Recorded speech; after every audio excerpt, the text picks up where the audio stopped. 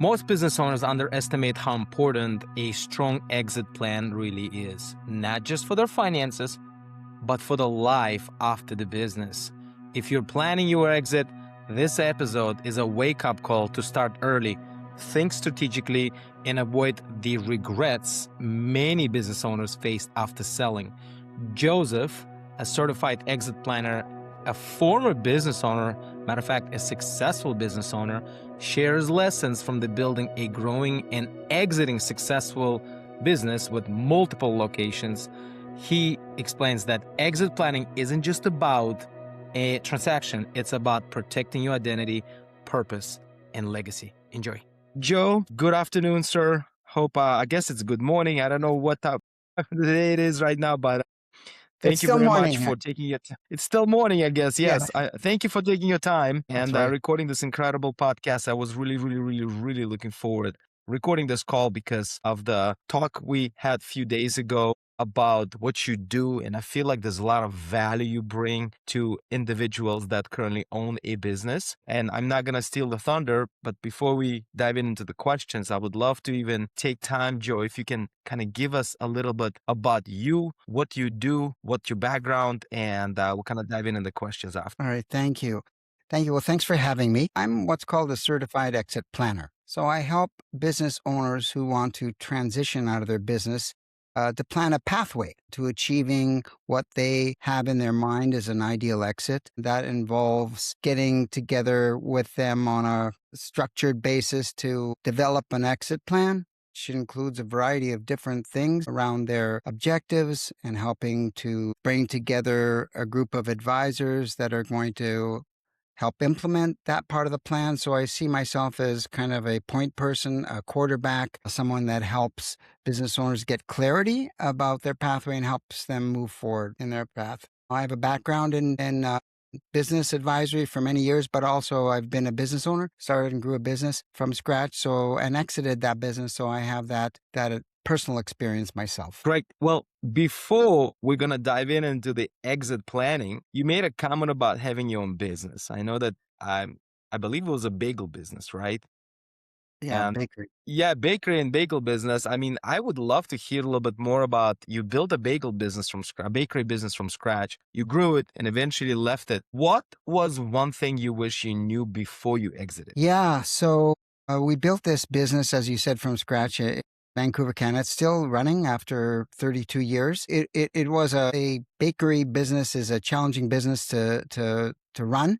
Bakers start at 3 a.m. and the cleaners leave at about 11. So there's about 4 or 5 hours in between where not much is happening. And it's a demanding business. And we had a successful venture that just hit the market at the right time with the right products. And we grew to multiple locations and a central commissary and 70-some employees. But there were consequences to that on our partnership. And so consequently, one of us had to leave the business. And after a period of time of trying to figure that out, it was up to me to leave. And so I did. And I left that business, financially successful, but there were consequences to that personally. So I think one thing I wish I knew before exiting is that, exit is a financial transaction and a life transition. It's more than just the financial. So because this bakery gave me a sense of identity, purpose, structure, community, it had an impact. And while I succeeded financially, I was personally unprepared. So, and it's a statistic that I think that many owners share. Baby boomers, it's apparently only about 85% of baby boomers have no personal post-exit plan. 75 to 80%? Yeah, have no personal post-exit plan. So they have no idea what they're going to be doing in their life after they leave their business, other than perhaps golfing or traveling or doing some projects that they've had. So they're really ill prepared for that time. And I had my own, as I said, I had my own personal experience about not feeling prepared for that part of it. And I think the reason for that is because generally all the advisors who work in this field are focused on the transaction. And so if the transaction is successful, if the owner gets what they want, when they want it, and how they want it, then that's considered a successful exit. But the reality is that a year or two later, owners experience this post-exit regret. They have, I think, some 75% report having profound regrets a year or two after they leave their business, and it's not financially related. It's related to the personal implications of leaving their business. And if I ask you, why is that such a costly mistake, right? Is that has to do with potentially them having their identity wrapped up in their business, in their community, in a sense of belonging, in just finding the cause in what they do on a daily basis within their own business. And now all of a sudden they don't have that. Right. Is that So why? yeah, well, that's exactly right. You need two exit plans. You need one for the business you are leaving, and another for the life you are entering. That's important. So why having no exit plan is costly? Because many owners learn too late that their business is worth less than they expected.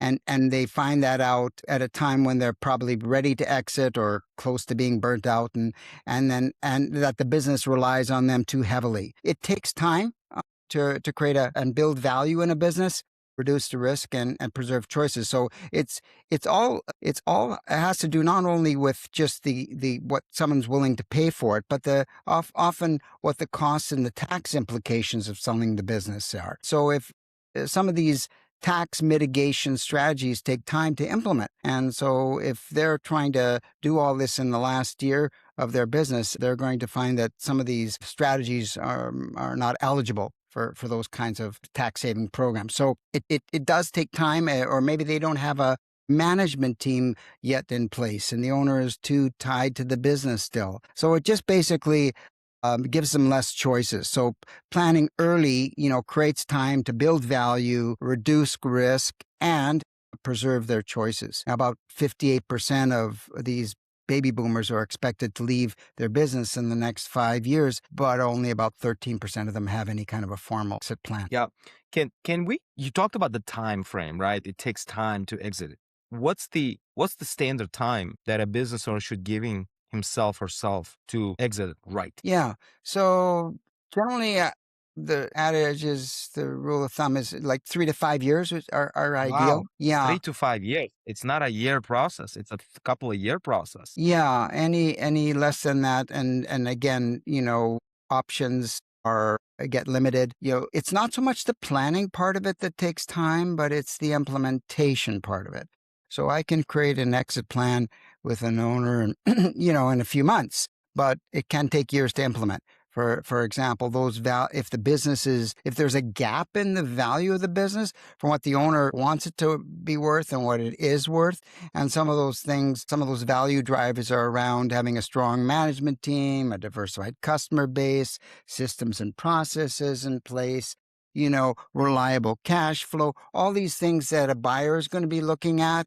If those things aren't there yet and need some time, that's going to be difficult to implement and make those changes within a short period of time.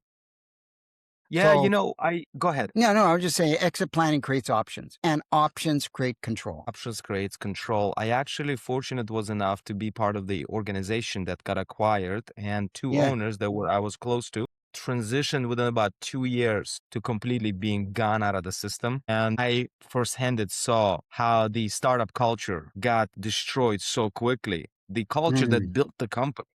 Yeah. And all of a sudden, the corporate world stepped in, and that culture was not easily received by the individuals that build the startup. And I guess that's a good example where I firsthand can just personally say that where that exit strategy is gonna take time. It's not a year or two potentially thing if we're talking about the culture, if we're talking about people, systems, processes in place that need to slowly transition, and it has to be done smoothly.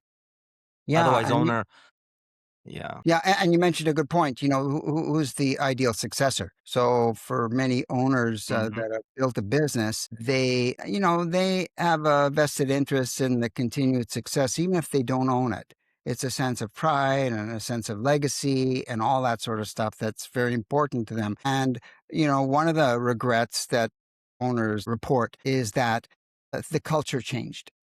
it's not the same anymore. It used to Yeah. be everybody kind of felt like a family business and all that, and many key employees left, because as a result, and the business is just not what the owner created. It's something different, and that can have detrimental effects on the owner's legacy or sense of pride and that about the business that he created or she created.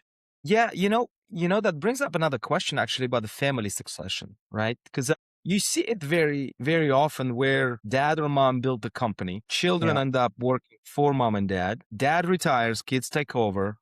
yeah. Why does it fail so often? Well, first of all, being related doesn't mean someone qualifies or wants to even own a business. Sometimes the owner may have an idea that in their mind, their dream would be to have their son or daughter take over the business, but they haven't even asked them, whether they're interested in doing that or want to do that. And often for the second generation or third gen, it's not their dream. And so they may have their own dream, and some of them may not be qualified, to do that. So the other problem is that sometimes these founders struggle to release control. They still have in their mind that they're the owner, and maybe they don't like some of the decisions or choices that their kids are making in the business, and they can get involved. There's a lack of clarity around authority, compensation, fairness. They don't discuss that, and you need to discuss it in advance. How is this going to work? Are you really interested? Are you prepared to take this on? Is that something you really want? I know it's important to me, but is it important to you? And in some situations, it may be better for the owner to sell the business rather than to transfer it. I probably think that most successions fail to last between two generations. They say that the first Two generation generations. yeah, the No first kidding. generation starts it, the second generation grows it, and the third generation kills it. Again, it's like 90s. I think they said it's somewhere around 90% of business, baby boomer businesses. Say that fast, have some family ownership. So the vast majority of business, but most family businesses have only lasted a generation or two. And that generally is a result of just it's not a carefully managed process. It's family succession is not just dad handing over the keys. It really needs to be carefully managed.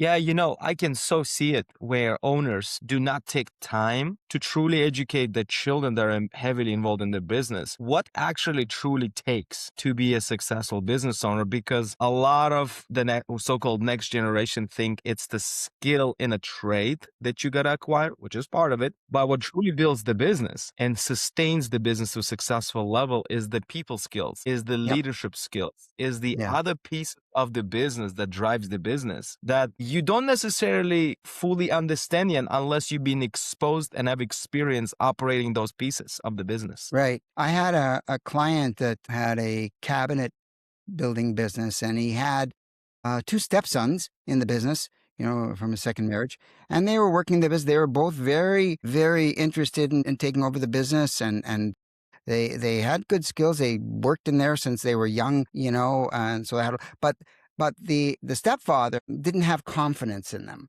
Was always kind of, I don't know if he could do this, and I don't know do that. And I said, my question to him was have you ever trained them in any of this? Have you ever, developed them? Have you ever planned to develop their skills in running the business? I know they're good at doing this part of their job, but have you ever given them the opportunity to do that? And so it turned out that this particular owner was not the best at training them. He was not someone that should be in that role. He could then show them what to do, but he wasn't necessarily the best at training. So the plan, I said, well, give them an opportunity, give them a period of time, get someone to help coach them in their role, let go of some of these lower risk decisions, see how they do.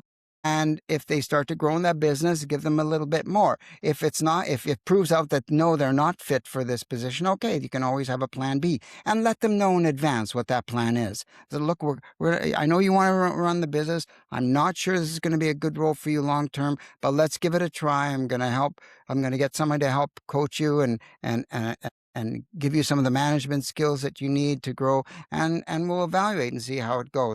So it's often the chance that some of these people who are in the business, until while dad is there or while stepdad is there and making all the decisions, they're afraid to kind of take responsibility. That's it. You just hit it. Responsibility, right? Giving the next layer of ownership that most likely will be the next layer, the next wave of ownership, I'm sorry. Yeah. Give them the sense of some of the responsibilities of the certain things that's why it takes a couple of years to transition and exit yourself out of business. Now it's making me more sense why you, when I asked you a question, take a couple of years, how Yeah. long it takes to transition the business. You said a couple of years. That makes sense to me now. So if I'm a new business owner, and if I'm listening to this podcast, or if I am planning to exit out of my business, the first thing I probably need to make a decision is when am I planning to do that, and how realistic of a time it is for me to set my troops up, which is who is the next owner? Yeah. Is that next owner ready? What am I going to do after I'm done with the business? And if Right. I'm ready to be out of that ecosystem, those Yeah. are the questions that need to be very crystallized, clearly answered before you can pull the trigger, right? Yeah, 100%. Yeah, there are a number of questions that need to be answered. That's part of and some of the questions that owners don't even know yet what the questions are. So that's what we provide. Like we I as see. exit planners are there to ask the questions. And if the owner doesn't have the answer, or if the owner it's beyond their scope of whatever, then we can bring in different experts who have advice how to mitigate taxes, for example. What about estate planning? What about how the business is going to be positioned for sale? What about there's just a myriad of different things, the legal implications of the transfer. There are so many different complications involved in a business transfer. That's why you need to build a team of advisors who can provide you with the right expertise because that's their area. Like you don't get legal advice from your accountant, you don't get tax advice from your insurance guy. So these are things that are part of the planning. And my role, or role of an exit planner, is really to act on behalf of the owner, act in the best interest of the owner, to help manage the process of implementing the exit plan. So there are two things going on in an exit at the same time. One is there's the work that's being done with the external advisors, right, that are implementing the strategies of the exit plan. And then there's work that's going on internally in the business to strengthen, to make the business sale ready, business readiness, financial readiness. And of course, like you mentioned, personal readiness, the owner being ready himself to move on, ready to let go of responsibilities, ready to help the process move forward. There's been more than one occasion where owners have gotten cold feet and have disappeared when there's a offer on the table, have made decisions quickly and then had regrets after. So there's many different things that need to be considered, and that's why it's important, I think, for owners to realize that exit planning is a process. It's not about a transaction, Yeah. It's or not just the simply about. overnight success. Yeah. Let's talk about AI, right? Obviously, the AI is the buzzword right now. I mean, I feel like we're past that time frame. Everybody knows that you need AI. How is AI is changing and how businesses operate? I guess let me revisit. AI is changing how businesses operate and are Right. valued, right? Are you seeing exit plans factor in AI adoption as a value driver for buyers? Well, there's two things. One, yes, AI is affecting business. It's even affecting what we do. Someone can literally go in and to chat or to Claude or whatever and say, create an exit plan for my business, right? And it may look pretty good. It may say, give me ask a bunch of questions and give you an exit plan. But it turns out, first of all, if you don't know, you don't know what you don't know. So if you haven't had the actual experience of actually going through an exit before, many owners, most owners, this is their first time that they've done something like that. It is risky to try and kind of do it yourself. It's a kind of a risky do it yourself proposition. And the second thing is that you need in expo, you need someone to hold you accountable because this process can be distracting and this process can be overwhelming. And so, it can distract you away from focusing on your business, which can be detrimental to that. Things can get out, employees get nervous, so customers can get nervous, suppliers, all these different things can happen during this process.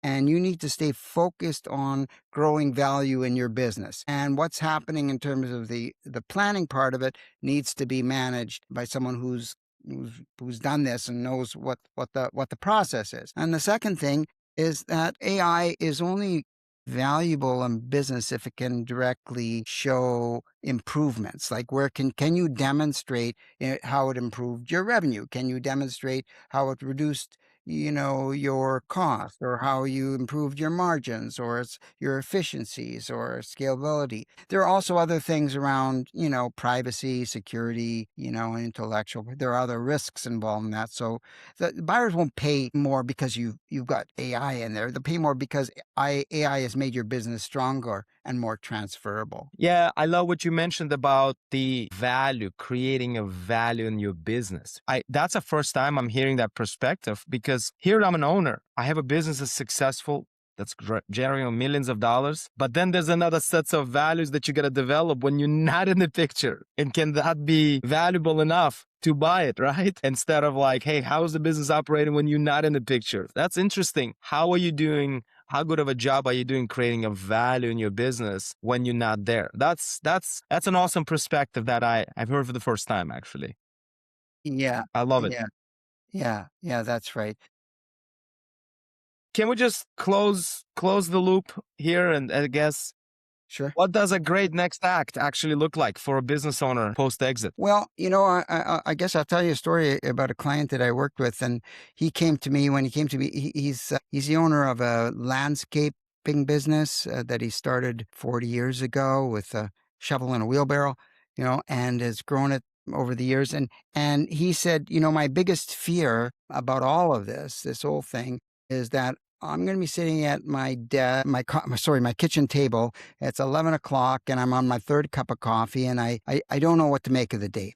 He was very worried that everything that the business gave to him in terms of identity, purpose, meaning, social connections, all these things were going to be lost when he left the business. And so he embarked on this journey, I guess, to really discover who he was beyond the business. So we have a process where we help people, and it's not just owners, could be professionals as well, who have been very identified with their career or their business, and we help them kind of figure out what it is that the business gave to them in terms of these characters, and how can we transfer those characteristics, those attributes, those assets into something else. And we do that through a process that is framed by a Japanese philosophy called ikigai. And maybe we've talked about in this past, where it's ikigai means reason for being. And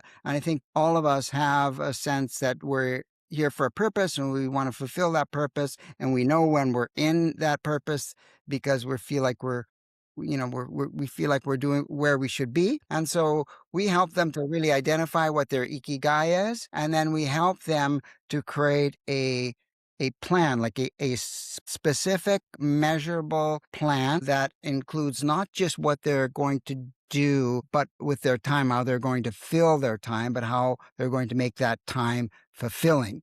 And that also involves other areas of their life. We call this like you have a financial portfolio, for example, where you're investing in stocks and bonds and this and that and all these different investments that you may have your financial portfolio.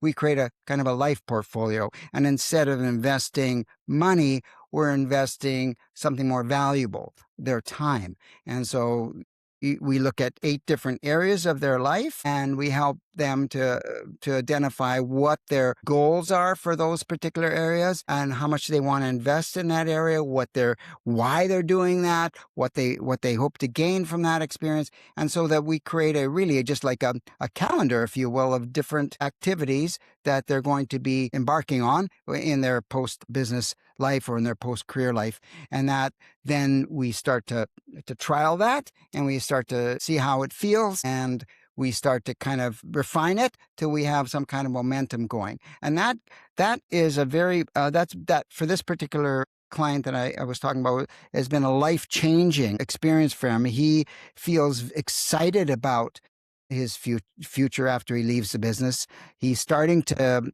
do some of the things as he lets go of some of the responsibilities. He's taking that time and investing in it in that. He has a personal mission statement. He now knows if opportunities come along, he knows if it's in line with that or not. So he doesn't feel lost at all. He feels, in fact, very, very found. Yeah, purpose driven, right? And because the first part of your life, you kind of want to make money, you identify some of the things you're good at, and you dedicate the next 20, 30 years of it.